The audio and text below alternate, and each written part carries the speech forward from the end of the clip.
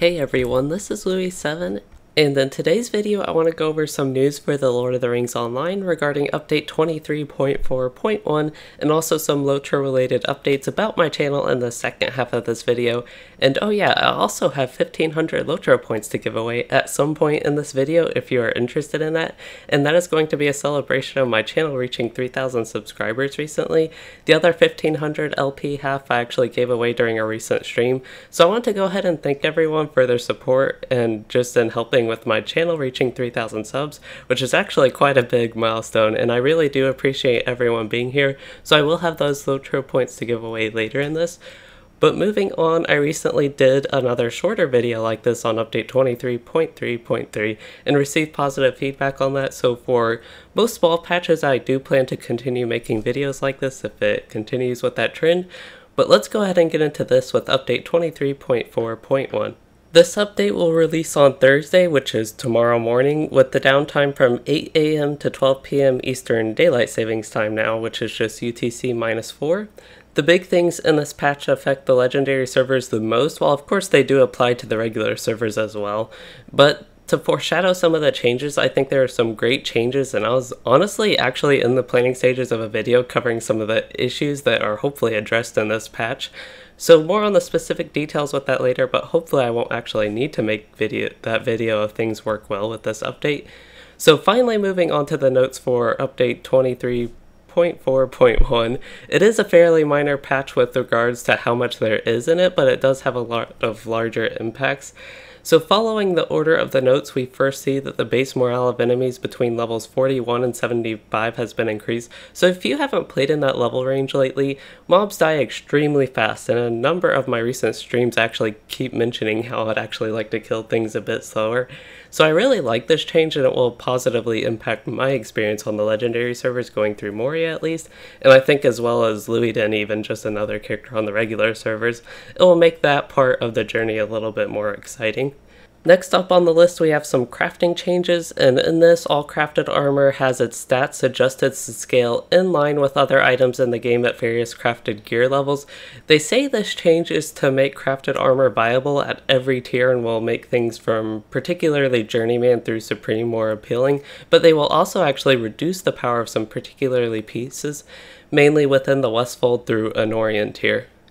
Again, this change has a great impact on the legendary servers experience by being in that level range and just continuing the properly scaled lower level crafted armor, and it's actually something that has bugged me here in particular on my tailor, because some items like the level 32 and 35 sets in particular are just simply better than the level 40 and 42 sets and some other higher level sets. Those are just the ones off the top of my head, but that's just really odd and does not feel right at all with crafting.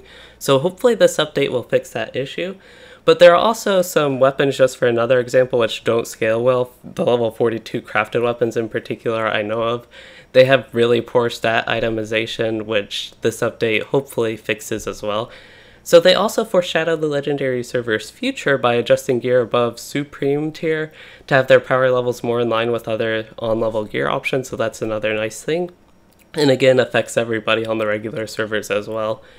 So moving on, as much as I dislike loot boxes, they did make some nice changes to the loot box currency vendors. So cosmetic items are being moved to a new vendor, and these ones are you can purchase the cosmetic items with Figments of Splendor is how that works, and they are also adding a new vendor for seasonal items available in loot boxes, and the seasonal items will become unavailable as we approach new seasons with new items, but they will become available again on a yearly basis, just whenever that season's going on.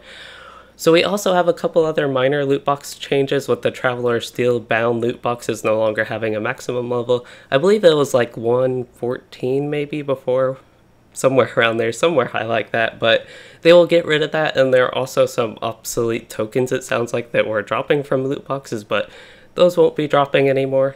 Personally, I'm not actually too familiar with those, But moving down the list, we see medium might armor has been removed from crafting recipes. While this is honestly sad because they were often better statted than other options for, say, Wardens and Bjornings, and more infrequently even heavy armor classes might have liked the tailoring medium armor gear because of the really nice stat itemization on them, but it does make sense based on their other changes in moving Bjornings to agility along with all the other medium armor classes. So hopefully the other crafting changes make up for it though. Next up, we have some content changes regarding Moria raids with the difficulty being adjusted, by which I can only assume they mean increased, and this is specifically for the Turtle, Watcher, and Narbugud. They also fixed the loot of bright emblems of Nimrodel to be more reliable in their dropping from the Turtle and Narbugud bosses. Additionally, they have increased the morale of mobs in Moria instances, so going kind of back to the issues with Moria content being too easy, not just on landscape, but it's also easy in group content. So this should hopefully make these raids in Moria instances a lot more fun to go through.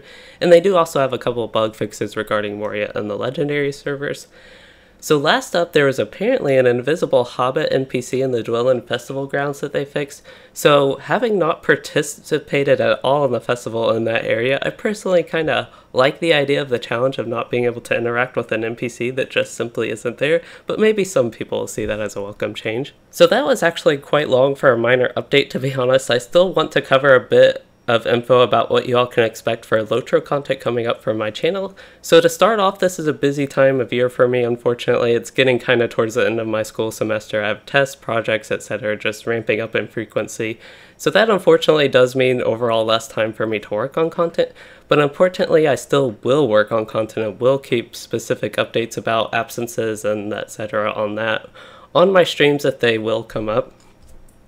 And I do have some other news that I have been working on more class build guides this past week. So I will be returning to Runekeeper and Warden specifically, as well as some other classes. And I know Burglar is a class that I still need to get to. It's the only one I haven't done yet for a single build.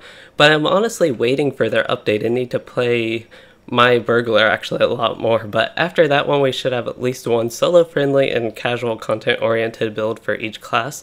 And then I can start branching out to specs I am still maybe more familiar with, but may have a more specialized role from there or less kind of universal for the classes. But next up here is my zone reviews and playthroughs. While I plan on going through Moria and doing a lot of that content for a while, I have started some mini-series streams on my channel where I take a character completely through a single zone, mainly through Eriador at this point, all the zones there.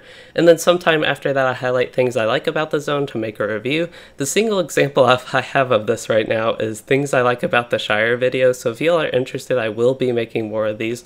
The reviews themselves just take quite a while to work on. It's a really long process, but next up will be Forestial, and again on the zone playthroughs I have those as well that I've been streaming. I am working on Angmar and Breland on two other characters, and again finished Forestial on my Warden quite a while ago. So now I am actually pretty sure you all don't want me to forget that we have some LOTRO points to give away, so one lucky winner can receive a code good for 1500 LOTRO points that may be redeemed in the LOTRO store in-game as a coupon code.